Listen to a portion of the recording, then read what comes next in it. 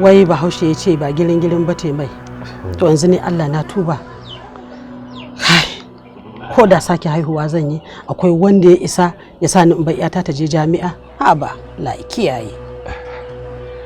Haba gugu, me yasa kika faɗa haka? Au, kina tsaye kerere a nan? Ummi, maza ki wuce ki je ki ba tumakin nan ruwa. A'a.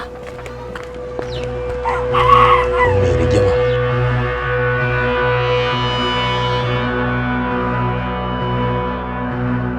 Ai, gaya maka, tun lokacin da aka ce an tone gawar tsohuwa, hankali na bai kwanta ba. Shine na kama hanya na je gidan wani malami don in ji bayanin abin da yake faruwa.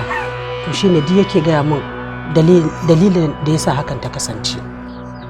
Goggo, a sani na dai da kamar kin daina wannan yan bibiya, amma ban san menene kuma yasa ke so ki dawo da shi baya yanzu.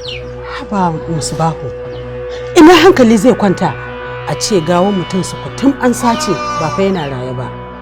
Ai kaga hankali ba zai taɓa kwanciya ba. Shine fa na kama hanya na je gurin malamin nan neman ba'asi in ji menene dalilin da yasa haka. To ai ko na jiyo labari, domin labarin da aka bani cewar ashe ita yarinyar nan